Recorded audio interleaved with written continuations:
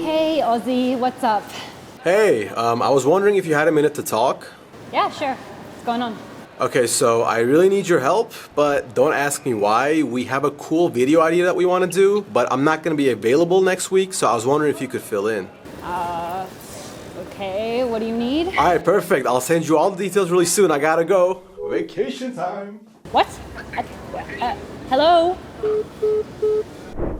Well, this is nice. Oh, hey guys, my name is Olivera and I'll be filling in for this video.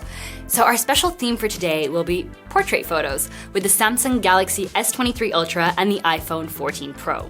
Alongside these two flagships, we have a professional full-frame camera, the Canon EOS R5, with a 50mm 1.8 lens, which is pretty much perfect for portrait photography.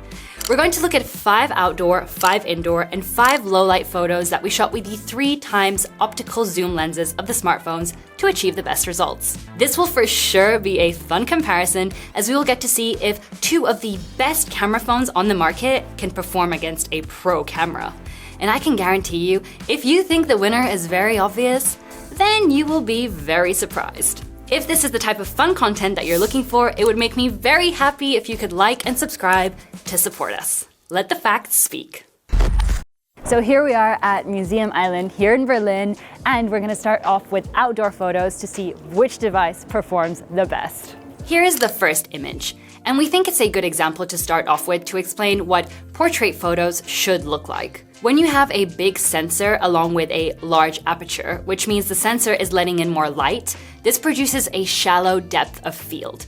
In basic terms, it means that you'll see a photo like the one on the left, the subject will be in focus, and the blur around the subject will get stronger the further away you look. The top tier phones also have hardware in place to replicate this, but they also get support from software because it's not possible to put the same type of sensor and lens of a professional camera into a smartphone. We think that the iPhone 14 Pro did a slightly better job here than the S23 Ultra, as the blur around my leg area is more accurate, largely thanks to the LiDAR sensor of the iPhone. The second image is one where we really like the colors of the Galaxy, especially compared to the iPhone. The Canon is slightly better than the other two here as well, as in our experience, hair is the biggest enemy of portrait mode software on mobile devices. It's really hard to draw around every piece of hair in the frame, so pro cameras that don't use software have an advantage. Image number 3 is one where we won't give out points, as we just wanted to show you a difference between phones and cameras. Since phones rely on software, they do not need to be close to the subject. The reason the iPhone's photo has no blur is precisely because of this reason. So in general, while phones do give you ease of use, you do have to kind of play to their standards. We did get closer in the next image though, and this was the first time we had trouble choosing a winner because they all look good in their own way. The S23 Ultra has nice colors, the 14 Pro has balanced saturation as well as less aggressive dynamic range, and the EOS R5 has a natural look to it. With image number 5 on the way, it seems that when the color is pink, the saturation isn't nearly as problematic on the Galaxy as when it's red. My face looks really nice as well, so we awarded it first place. The iPhone and the EOS R5 also look similarly nice in their own ways, being tied for second place. The last outdoor image is a really nice one, and our preference was the photo taken by the professional camera. The iPhone 14 Pro is going to come in second place because the separation between the trees in the background and my hair was more refined on the EOS R5. And the Galaxy S23 Ultra will take only 1 point, as the software unfortunately made a noticeable mistake around my hair. So the next step is to see how these devices perform indoors. We're gonna take around 5 different photos in different settings, different lighting, and let's see what these can do. So indoor photos usually have light to some degree, but it's often artificial and can come in different colors. Regardless, people take photos indoors all the time, so it's important to see how these gadgets perform. All 3 of them look quite nice in the first image. Samsung did what it usually does to photos, but I must say that it looks really nicely edited, even though it's quite different in skin tone. The other 2 also look nice, and it's good to see the software of the phones performing well, so 3 points across the board. The next image though will hands down go the way of Canon. My skin tone is slightly red on Samsung's side, but we think it still looks nicer than the flatter colors of the iPhone. This difference becomes especially visible when you look at my hand that is facing the camera. There is also a slight detection error on my hair on both of the phones. Image number 3 will see that the standings don't change, but for a different reason. Notice how the background right behind my hair isn't blurred on the iPhone for some odd reason.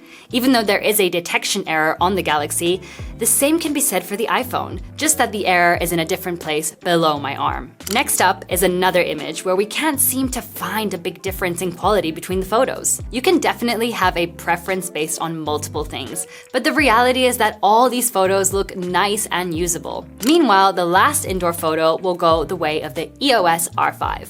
The blur is somewhat accurately replicated on the iPhone, once again thanks to the LiDAR sensor, but my skin and hair looks way nicer on the Galaxy, which is the reason they will be tied with the professional camera. So as you can see, the lighting is going down, which means that we are onto the last part of the video, which is testing the devices in low light. Low light has always been hard for mobile phones, and it's likely that this will continue to be the case in the near future.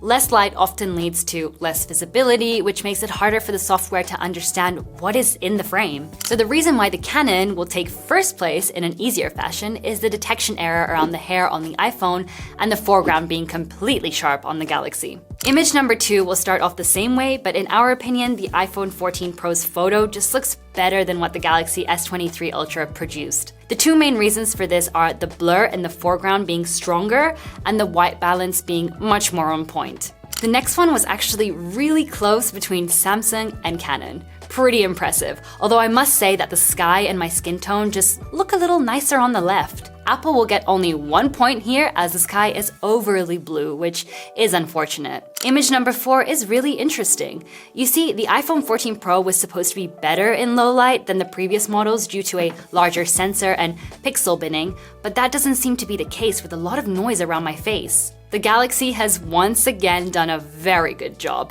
but the Canon is just slightly better when it comes to maintaining clarity on my body. The same rings true for the last image. As the iPhone is lagging behind when there isn't enough light, the Galaxy will take second place with a nicer looking photo as the Canon will once again take the gold medal. In the end, the winner of the daylight photos is the Canon EOS R5, as the iPhone 14 Pro and the Galaxy S23 Ultra will come tied in second place. Indoor was once again taken by the EOS R5, but the S23 Ultra was very close in performance, which was impressive.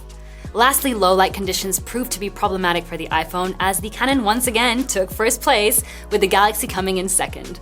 All in all, this was a good performance by these smartphones, as they cost around $1,000 each, while the professional camera used in this comparison costs 4 times the price at approximately $4,000 together with the lens. Do you guys agree or disagree with the results? Leave a comment with your opinions, and it would be really nice if you could also like and subscribe. I hope I was able to keep you guys entertained when Ozzy was not around. Thank you so much for watching, and have a great day.